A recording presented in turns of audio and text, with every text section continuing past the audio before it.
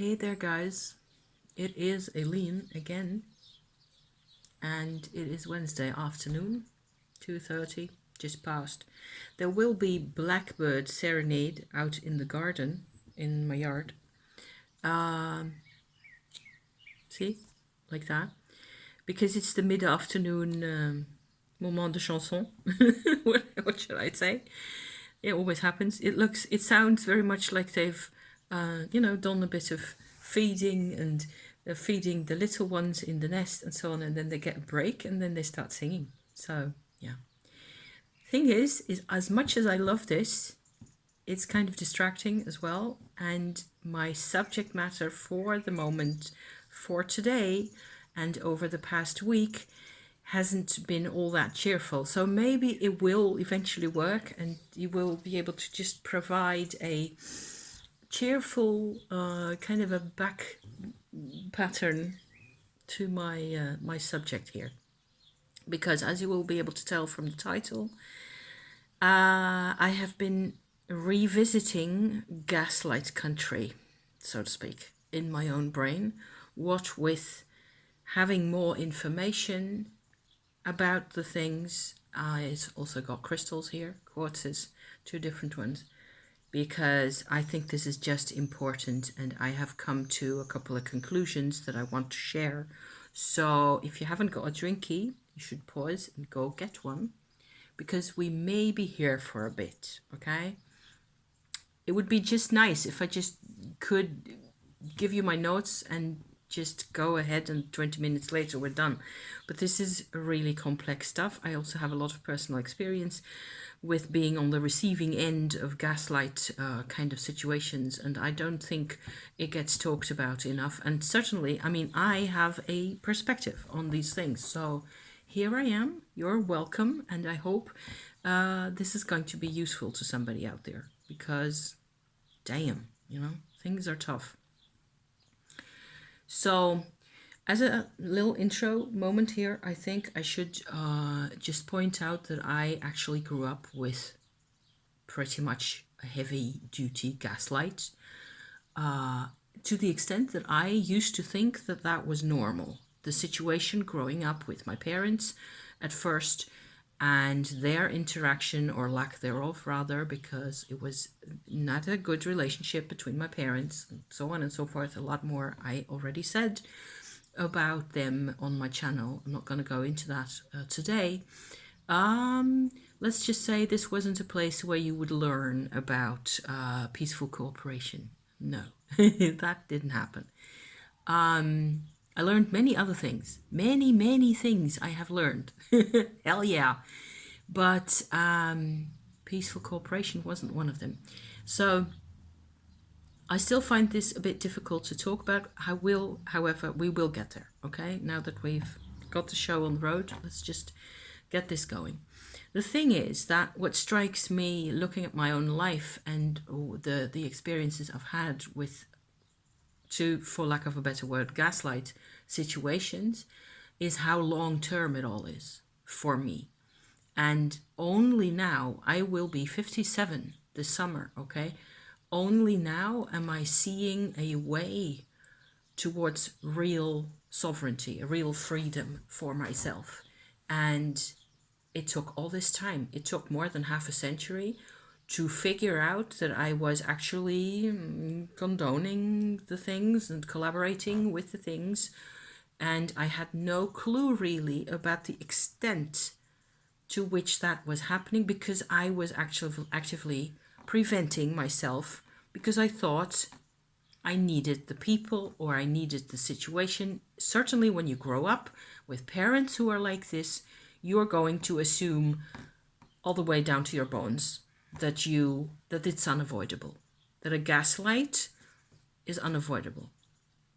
So let me redefine how I see a gaslight, okay?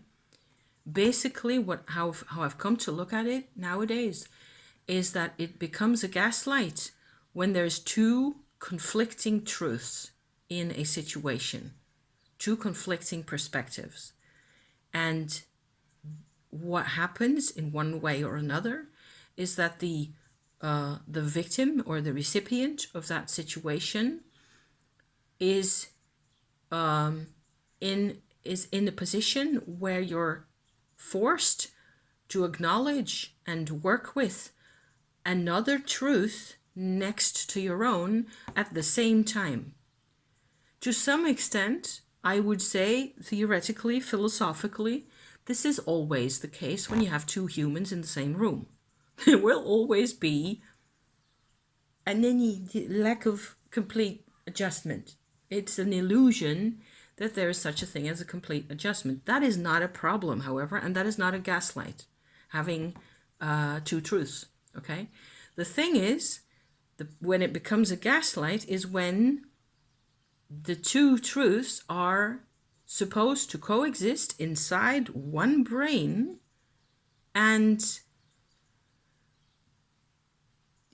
you're not allowed to defend basically your own truth in the face of the other one. Your truth, the victim's truth, okay, is subservient always to the one of the dominant person in that situation.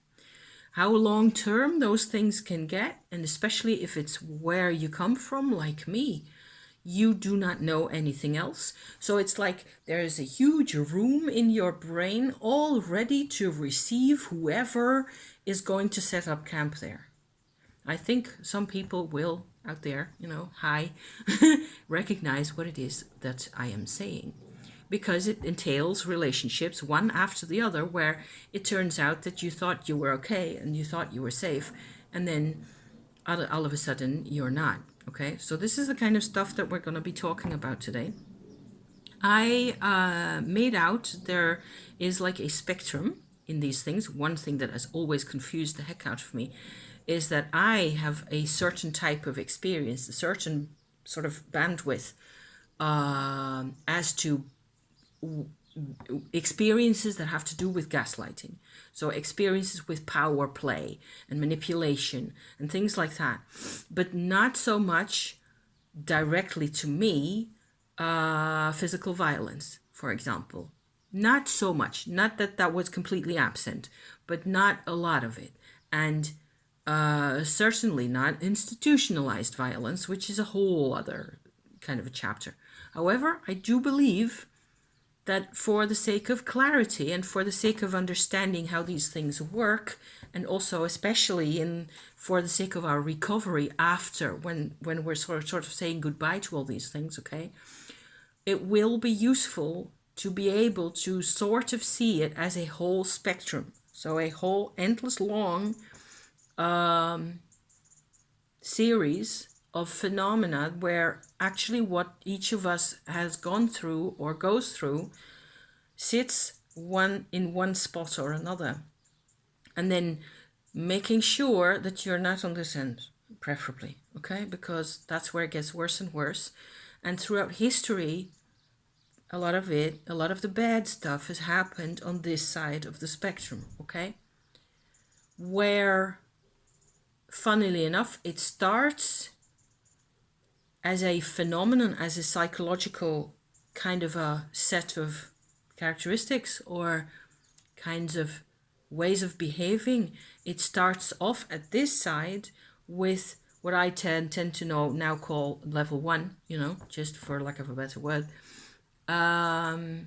Things that look a lot like tunnel vision and limited perspectives on that side, okay, where a lot of people have only that. A lot of people, go ahead, walk around wherever you are, a couple of streets, look at people's faces and find me one person who doesn't have tunnel vision to some extent or another. I certainly do. I mean, oh yeah. And to some extent, there's moments where a tunnel vision, as in having a lot of focus on a particular subject or a particular theme in your life or getting your dinner made, is a good thing. You have to focus on a thing to the exclusion of more or less everything else for a while. So there's the crux there. The key to the thing is that it should be a focus for a period of time. When dinner is done, there's no need in going on chopping onions the rest of your life, that doesn't work.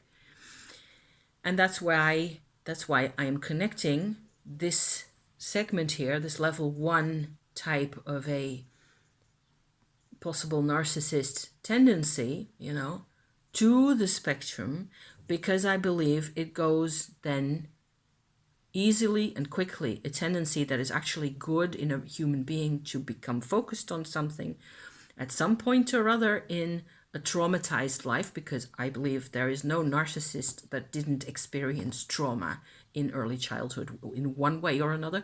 Whether they remember it is another thing, whether they talk about it is yet another thing, whether they're going to ever acknowledge it is yet another thing, when it is quite likely that they actually do themselves, of course, remember it. But just like I said, for me, in the same situation, I am like that level 1 person, at least, most of the time, where I overexert tunnel to keep control of my life. It has everything to do with control, of course, because that is how you get through your days, from one day to another, and get things done and stay more or less on top of yourself, and prevent dissolution and general evaporation of person, completely, disappearing into thin air and never to be heard from again, that kind of thing. That is the fear that is, of course, at the basis there, or at least partly,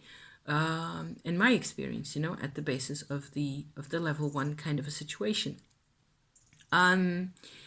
I have notes here, lots and lots of notes. It's not so much a problem. A lot of people have a level 1 kind of a thing going on where they're uncomfortable, changing subjects quickly or changing tack in situations. We're not as flexible as we would like to be.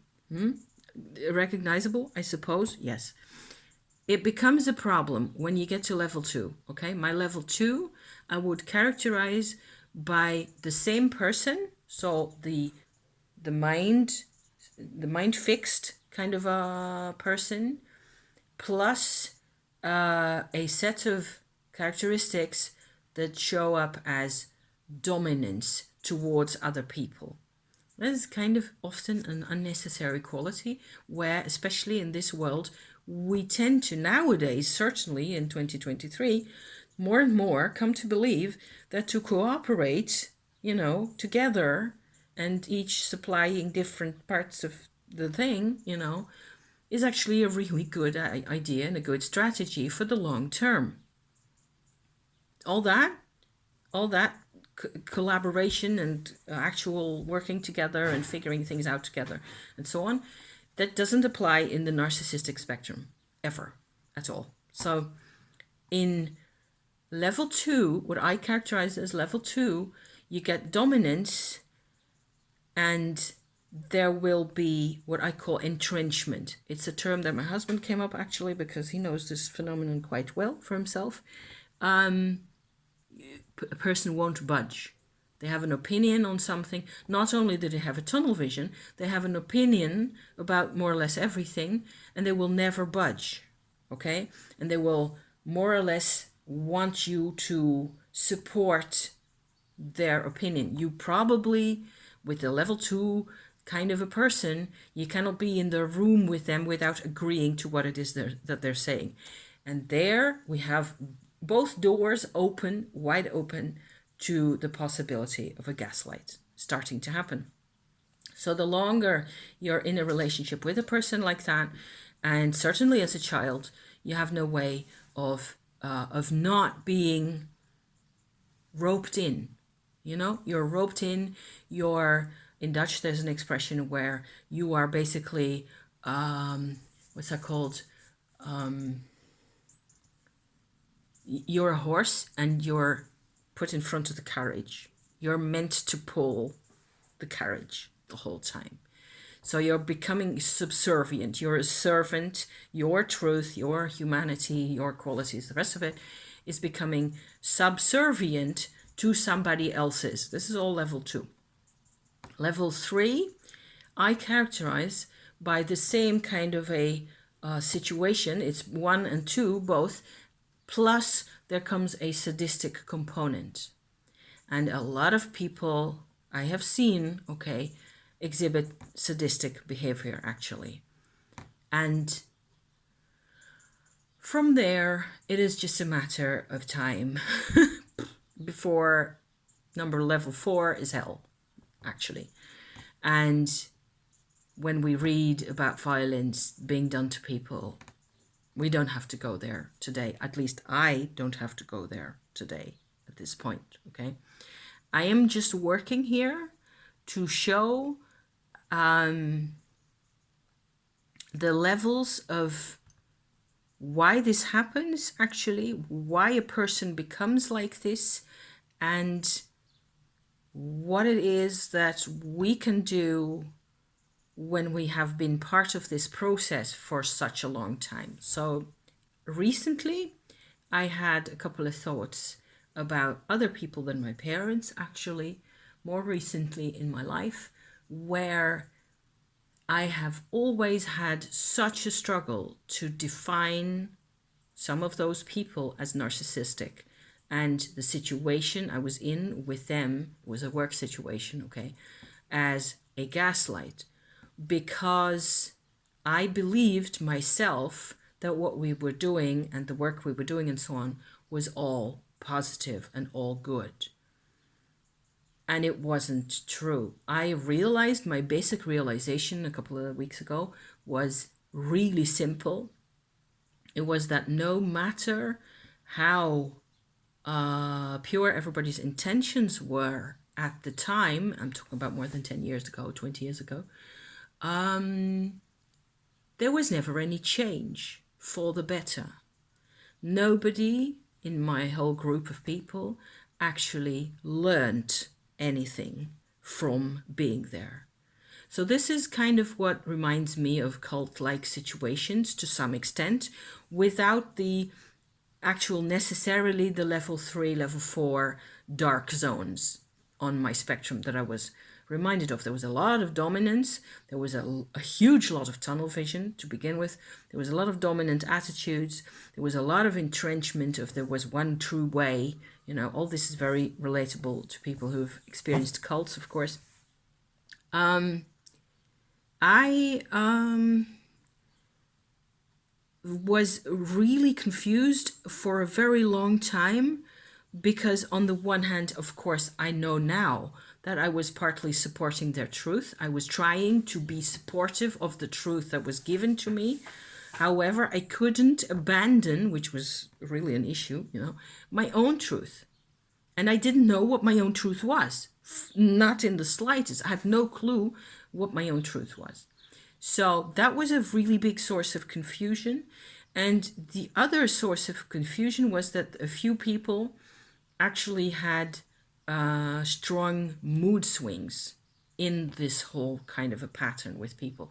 So this was a work situation where you're supposed to be super disciplined and super productive the whole time, which is kind of unlikely to, I think, happen the whole time anyway, but never mind.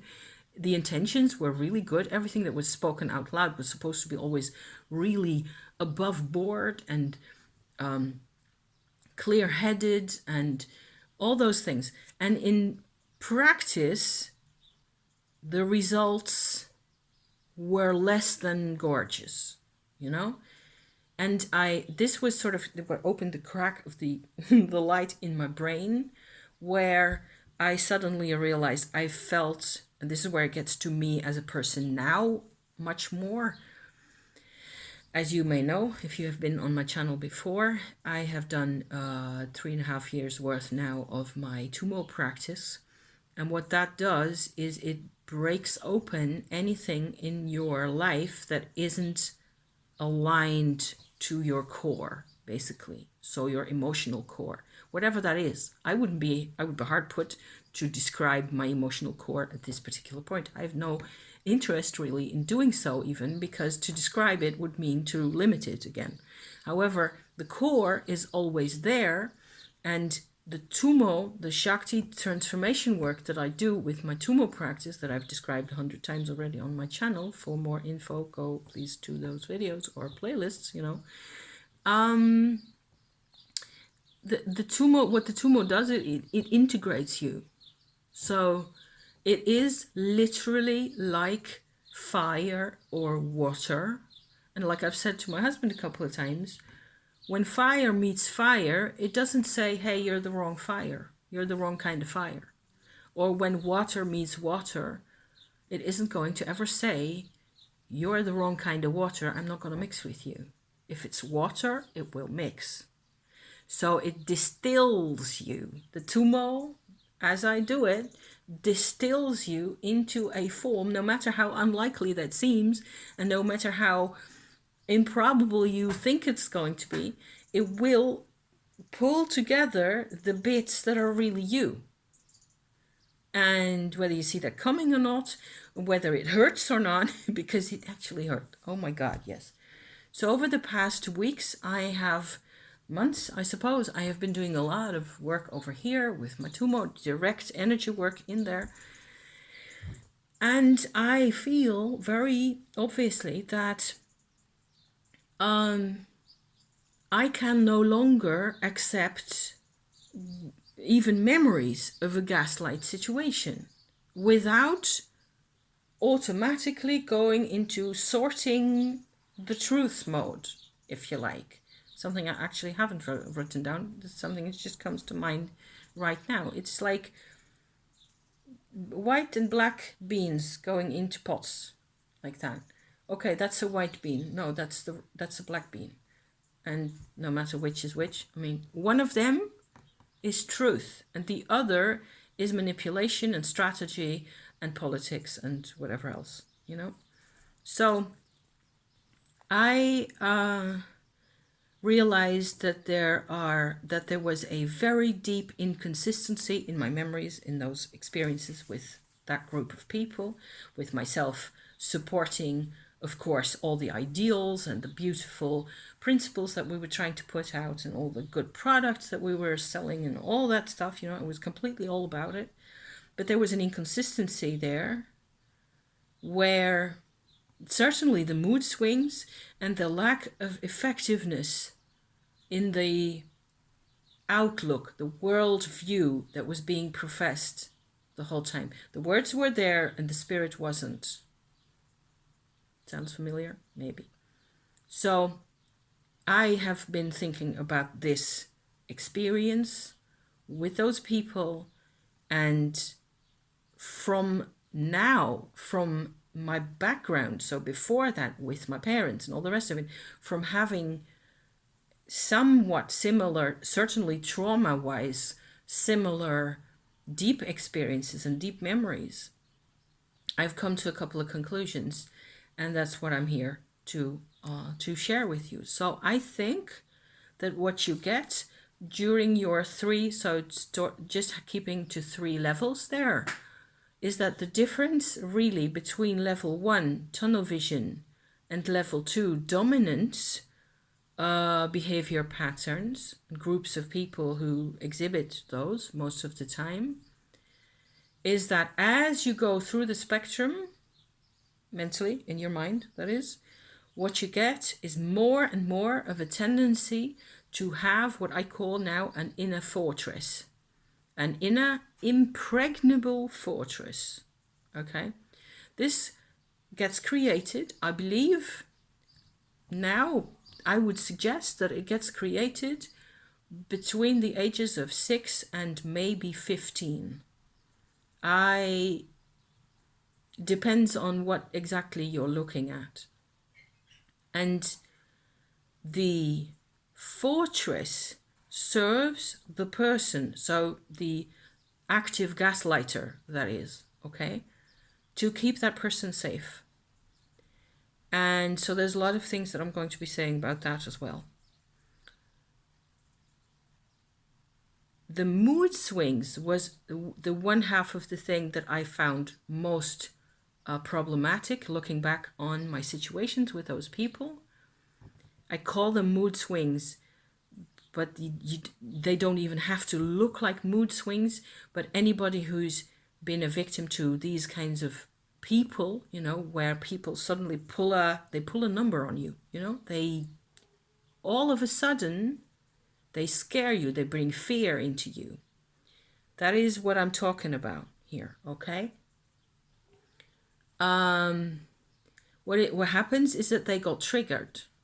They got triggered probably by us on the other side, okay? And there is a reaction because of the trigger, because of something that you said or did or didn't say or exhibit, that works as a trigger. And because unless you actually spent every single waking day of your life right next to them, in a lot of situations, we are not going to know what the trigger is. Even a lot of the time, in my experience, the people that reacted in this inconsistent way that was really detrimental to a lot of the philosophical, idealistic work we were doing, they had no clue that this was happening. They had no clue that they were snapping around. It felt normal to them and probably really uncomfortable in a way. But there was enough of the level 2, level 3, even the sadistic counterpart in some of those people that it destroyed everything we were building. All the time, every single time. Things were okay for a day or two, and then it would all come crashing down again. And it was always somebody else's fault. So there's a couple of mechanisms here in this kind of a situation, and it's so uncomfortable to be talking about, but I'm just going to keep trucking here anyway, where the suddenness and the automated response kind of a deal that was going on wasn't challenged enough anyway. People were trying to challenge the person who did this most of all and failing. So I'm analyzing also myself why it is that everybody's good intentions were failing the whole time, because I think that's important. And one element that is crucial to understanding this kind of person's behavior is not only there's the clockwork reaction, the trigger, and boom, there's the response, the retaliation on the one hand, is that the rest of the time, and this will have depended on situations and how tired everybody was and whatever else was going on in people's lives, at the time, is that right next to the fortress, or maybe, probably better put, completely surrounding the fortress, is what I call a cloaking device. A huge, massive cloak. And in a lot of situations, I believe people aren't aware of their fortress inside, but they can feel it in there. And whenever they withdraw into their fortress, everything turns to stone. Oh, thank God, I am safe again. And poker face, and anything can come out, any kind of reaction can come out. I'm not making this move for no reason, apparently. It has to be. I'm sorry. I'm just impersonating the kind of situation they are going on. And I am safe. I can say whatever I like.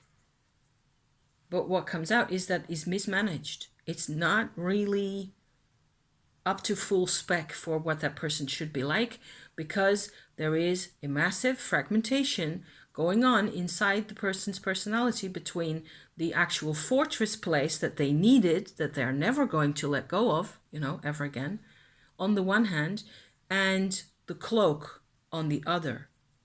This cloak is super important for us outsiders, for anybody having to deal with people who are like this, who are in this kind of a situation. And this may be the case for, there may be people, and certainly in my, in more or less esoterically oriented or witchy tube kind of a community, there's a risk of, because people are empaths, people are sensitives, people are energy workers, people are, medium, all sorts of things.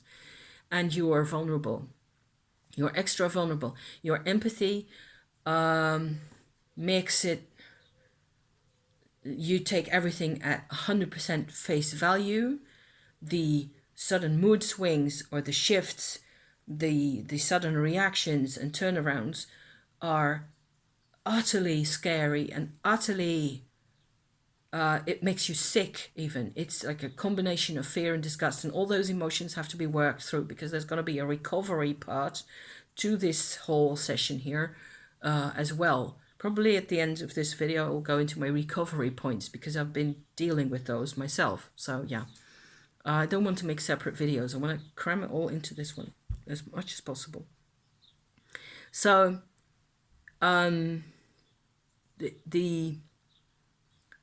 the cloak thing is what makes a person normally seem friendly, handsome, beautiful.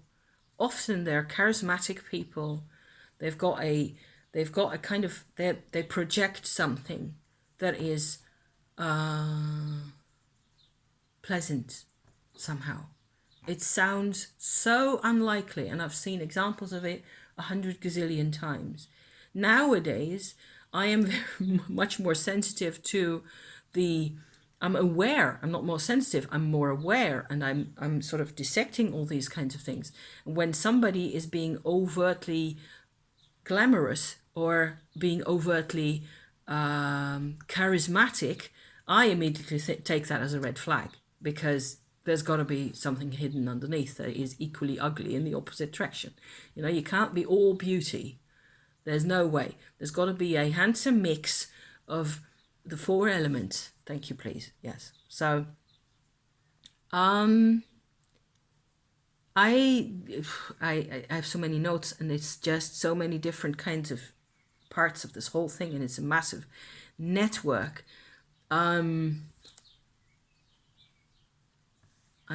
wondering now whether I should go into the whole psycho background for this whole thing, because I was worried, or I was wondering how it is that the person who creates this kind of a fortress inside themselves, and then a cloaking device of, often in case of females certainly, shame and guilt, over the top of things, really heavy emotions that will cover up the I'm speaking for myself here, I realize now, you know, covering up the fortress. But was I ever like this? I never retaliated. So I don't believe I was necessarily, I triggered people, especially in these situations. I certainly triggered people, but it was never, I'm hesitating, I don't think it was ever in self-defense. And never before being attacked myself in ways that I certainly remember as being really painful. I don't retaliate. It's an impossibility. I will burst into tears, but I will come back, always try to be sensible, and I will always try to recreate harmony again. It is my MO. There's a part of my core truth, okay, that I can actually put to words, which is why I make these videos. And I've done so for years now on my channel. And before that, everywhere that I go, I get along best with people who are the same. I get along with people who are about harmony, who want for us to get along, no matter how different we are, no matter how different our activities and our lives and our memories and our backgrounds. We will more or less deal with things as they come up and accept what people have to give and be thankful for that. That is what we can give. This element of thankfulness is absent in the spectrum. You cannot find it anywhere. There is no thankfulness. But I was very much a fortress kind of a figure myself, and certainly 10 years ago and before, I was so badly traumatized that I had no emotional, I was strongly dissociated and fragmented, and I didn't behave in those ways, as in being offensive and getting out to, take charge of whatever it was that they thought was happening. But I didn't, I just tried to protect myself, sort of futilely, failed most of the time to protect myself. It was extraordinarily painful to deal with these people and to not know if people are just sadistic and just power hungry and just completely indifferent to everyone all the way, then you can just say, never mind, I'm out of here. But this is where it just gets so tricky and so difficult, is when there is a bit of good in the bad. And you've subscribed, we in the process, in the long-term relationship that we're in with these figures, we subscribed to the good.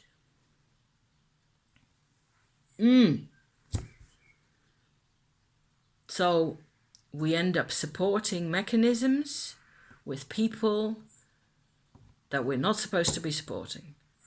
And you can't say anything. And a lot of the time, it's not the same as fragmentation, because then I believe it's possible for a human consciousness, to be completely fragmented. I believe that's what I had. I didn't have the whatever it takes to pull myself back together enough. So I was really broken into pieces.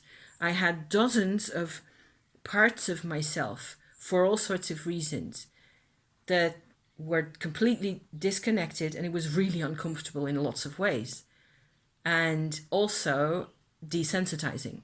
I didn't have a sense of reality a lot of the time. I didn't have a sense of who I was at all. Just derealization, dissociation, depersonalization, you name it. I just had them all. But it looks to me now like, I'm sorry to put myself out there in this way, but like what I had, it happened to me earlier, and my basis was even worse than for people who go into this kind of a spectrum development where they still believe, whether it's level 1, 2, 3, or 4, they apparently, I'm not going to level 4 because those are really very bad situations. The normal humans that we encounter during the day will most of the time believe that they're still capable of being, maybe not sovereign beings, but being free agents to some extent in their lives. But it's an illusion. Being a free agent is an illusion as long as there is fragmentation going on. There's always fragmentation, of course. But somehow these kinds of people manage to sort of have these two entities inside themselves, the fortress and the cloak around it and over it, the mantle, as it were. And they are also conflicting truths. So hence our situation as a recipient in that kind of relationship, whether it's work or family or otherwise, where you're forced to have a relationship with both sides of them, basically. And your normal supportive, we assume, we as whatever we are, whether we are victims or of dissociation, and like me, trying to repair myself here, or not, we assume, and apparently that is a super strong, incredibly powerful mechanism here, we assume a shared reality. And probably that is because there is such a thing as a shared reality. However, the shared reality that is real, I hope you're still with me and hope it makes sense, is another thing from what percolates upward into the mind and into speech and into all those things. Before you know it, you've subscribed to hell. If you're not careful. If you don't have your red flags planted in order, and you can go like, this is a new person, what do I know about them? I don't want to be that way. I just want to jump in, you know? Yeah.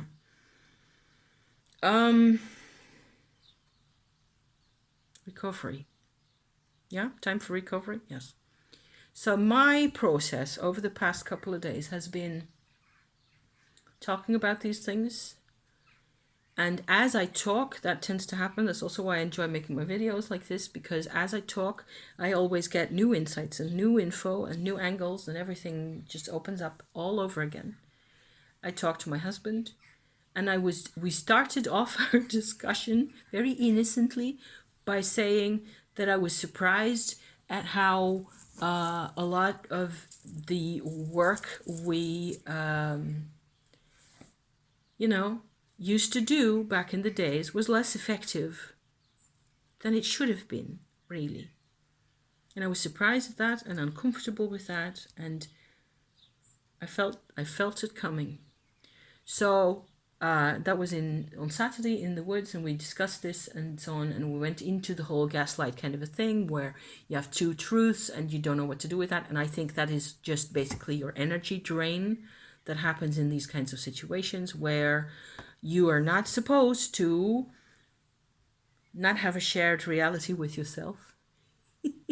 Just same theme in a way, it's supposed to be one reality all the way down and all the way up, and you're supposed to have free access. And what changes is the facets and the sides and the approaches and the perspectives, and all that can change 100 gazillion times. The more, the better. The more consciousness, the more awareness, the better. That's okay. But not conflicting truths. Not one at the expense of the other. Okay? When that happens, our very consciousness itself rebels. So I gotten as far as this point, more or less. I'd taken notes. I bring these little notebooks into the forest on the walkies and in my little backpack, and I scribble for a bit, and I take it all really seriously. So I think I'm good. Okay, I got this point. I got these couple of points in order, and I realized with my husband at some point that there is a danger zone that I haven't referred to yet. That's really another important point in this kind of a situation when you are a victim or a recipient of these kinds of patterns, especially for a long term, not just like 6 months in a relationship and it's like an exception in your life. Everybody else is normal and you're interacting and you're mates with everybody, or not, depending. And then there's this one narcissistic relationship. This narcissist enters your life, basically hijacks your energy or your system or your emotions, takes you, eats you up. And that comes out of the blue, and after 6 months you're done. And I think that's kind of unusual. I don't know if that happens. If you've experiences in that line of, in those lines of thought or in any other line of thought, by all means, give us a comment, okay? Because I would love to read what you have to say. What I noticed is that my husband had a hard time taking me seriously, because it's, of course, we are a decade or more on into the future now, compared to those old patterns and my being, subservient still to all those ideas back in the day. And it felt like he wasn't really taking me 100% seriously, or like there was something a bit more fundamental going on. And I think this is a fundamental process that is certainly part of recovery for, us who are at the receiving end of these kinds of things, is that we have to make clear somehow to our partners in life, whoever they are, sisters, brothers, parents, mates, kids, friends, neighbors, anybody, that this is a serious problem that we're dealing with, okay? And that depending a bit on how far along on the spectrum we sit in our experiences, certainly if we sit in a large middle part of this spectrum and everything on that side, of course, the more obvious the physical damage becomes, the less likely it is that a normo you know, a muggle, a normal person is going to deny that you got a problem. But the middle part, where the damage isn't physical, isn't visible, you can't measure it. All you have is the dynamics, okay? But you can be terrified. I was completely stone cold terrified most of my life, okay? And your body pays a price for that kind of a terror. My husband didn't get it around in his brain. He didn't get his brain around, I should say, this notion of being in this much fear ever. Whereas he knows what it's like to be on the receiving end of bad moods and mood swings and all the rest of it, what people do to each other. He knows what it's like to not have a position of power, to be powerless. But he's a firm believer in human agency and freedom and all those kinds of things, which is why our marriage still holds really well, and why I can explain this to him and have him see, okay, I need to put a more space in between what I've always assumed was the situation and where she is sitting. Yeah.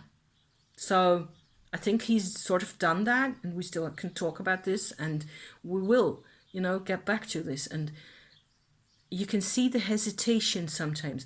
Those people, okay, like my husband, good people, inadvertently support, for lack of a better word, the totalitarian system that people like me grew up in. Because you do not get the support that you need from somebody who doesn't believe that you were terrified. Because terror doesn't compute for them. They have never been. My husband has never been as fearful for his life as I have been. He has not had the level of experience of fear and terror that I have had from my own mother, from my own parents, from my grandfather even, you know. So that took some talking to get that around, and I'm still doing the talking. I'm still figuring it out as I do this. You know, it's a different language from my native speak, and I still have to, again, think of the words and make sure I keep hold of what it is I'm trying to say. He's such a good guy in so many ways. And there's always been a little way of keeping himself safe, keeping himself like this kind of out of control terror. I have no opinions, you know?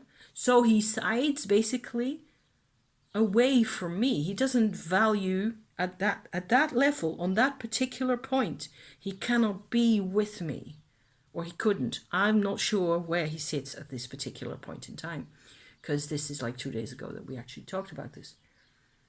I'm going to go on for a little bit longer, because recovery, talking about things, sleeping properly, getting your vitamins and minerals. Oh my God, I'm back into green smoothie land for myself. Parsley and kiwis and orange juice and freshly made, okay? Because I noticed that having a lack of minerals, I was in pain for most of the weekend, and actually until this morning, until I made myself my first smoothie again. I was doing painkillers like morning, noon, and night, and nothing was really helping. I had headaches. I just kept mismanaging this situation, okay? And because my body remembers in here, and certainly what with having tumo, it is like everything is black and white again. This goes out, that goes in. This goes out, that goes in, okay?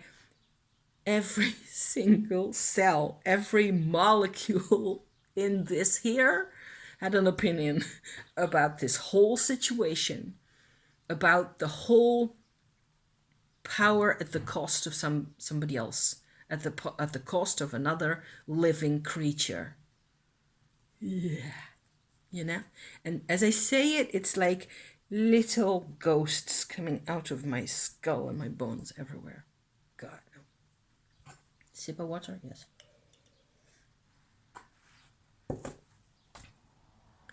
So the pain, the minerals that one needs, the conjunction of vitamin C and iron at the same time. No pills, juice and veg, okay? It works wonders for me. That's why I'm here doing this video, because I have the power now.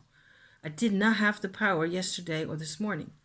And I will have another smoothie later tonight that can share with husband, because we're cool like that, okay? And making this video is another way of retraining myself towards freedom again, towards what freedom means for me. I'm not somebody who argues easily with other people. I'm a people pleaser, if you hadn't figured that out yet. I'm a massive, huge people pleaser, and those are always the guys who bear the brunt of the other type of guys, okay? So I wrote something about that down somewhere, where it is always what happens to us. The two conflicting truths that aren't supposed to. I think I talked about everything here. Self-care.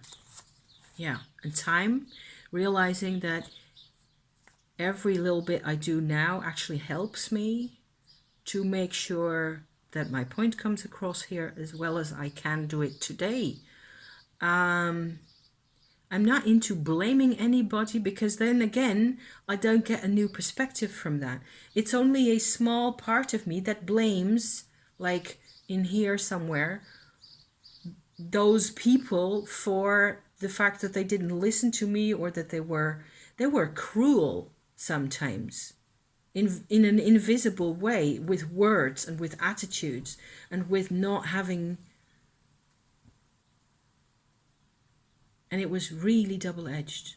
There were so many fortresses, and everybody was wanting another person in the club to provide the solutions to their lives. And I think that is very cult-like in a way. So where you don't get people don't even realize that all this is just hard work that you have to do for yourself, that you also can do for yourself. There's no better work than this towards freedom. But even though I can be quite feisty and very emotional and very, I do not defend myself really easily. I believe attacking people is a bloody waste of life. So there I am. So I think I'm going to conclude here, because it's nearly an hour. If you lasted this whole time, I salute you, as I tend to say. I bless you, and I wish you integration and the best possible kind of management that you can have in order to survive the integration. Things like that. And bless you, and have a nice day in the sunshine if possible, and à votre santé. And I thank you for watching, and I see you next time. Okay? Ciao for now. Bye.